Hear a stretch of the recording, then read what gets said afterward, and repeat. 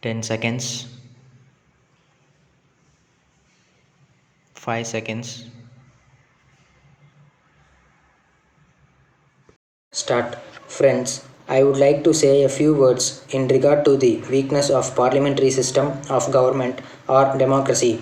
Parliamentary system presupposes certain things. One of them is that the electorate exercises its right of franchise without any fear or favor, without any restriction, and without the influence of anybody.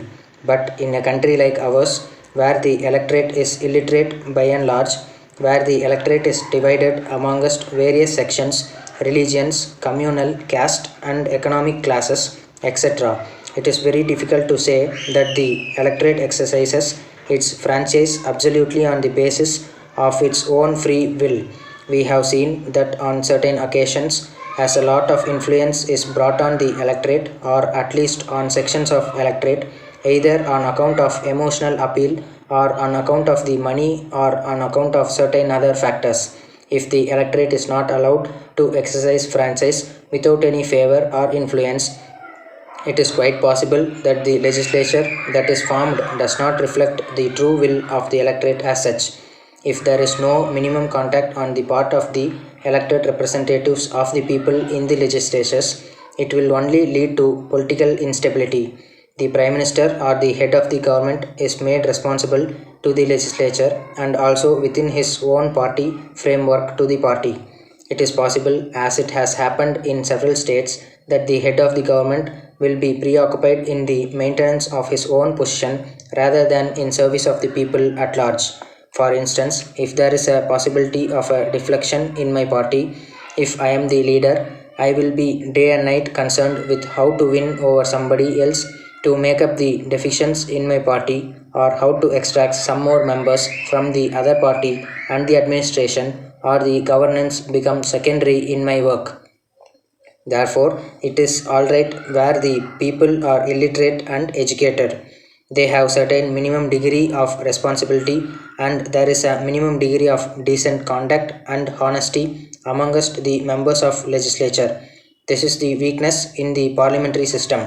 Recently, there has been a good deal of discussion on whether the parliamentary system of government is suited to our country or not. Many people have started thinking that it would be better to have a presidential system of government.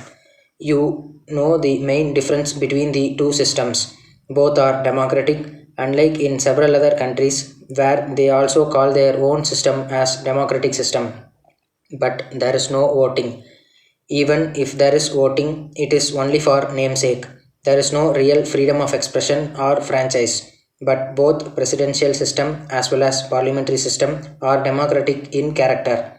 But there is one very important distinction between these two systems, and it is this.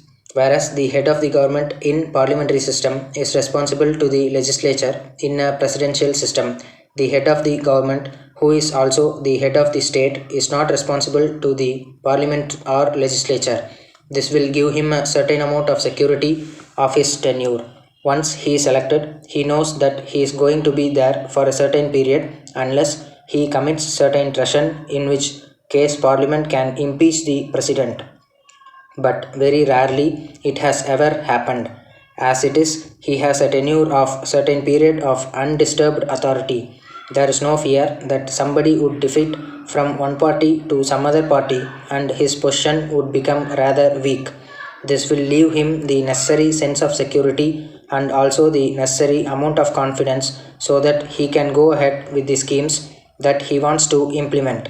After the end of that period, whether it is 4 years or 5 years, he is again answerable and accountable to the people as a whole. If he has failed to deliver the goods, the people can throw him out. This is the main difference between the presidential system and the parliamentary system of democracy. In a parliamentary democracy, the head of the state or the prime minister cannot be quite confident whether he would continue as the head of the state the next day. Even our own Prime Minister is not confident whether she will continue as Prime Minister tomorrow. After the last general elections in our own party, the margin that we have in Lok Sabha is hardly 45.